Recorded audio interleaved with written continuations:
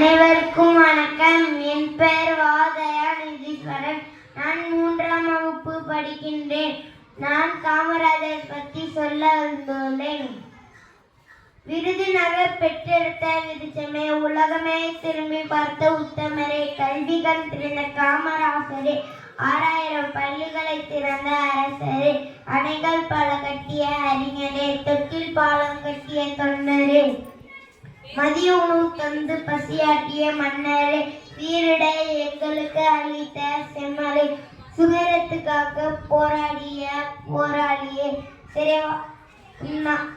சிறைவாசம் கண்ட சீமானே, உன் ஆட்சி காலம் பொற்காலம், நீ வாழ்ந்த நாளில் நான் வாழவில்லை, உன் பாதம் தொட்ட வணங்க வாய்ப்பில்லை, ஆகையால் உன் பாதம் தொட்ட மண்ணை விடைபெறுகின்றேன்.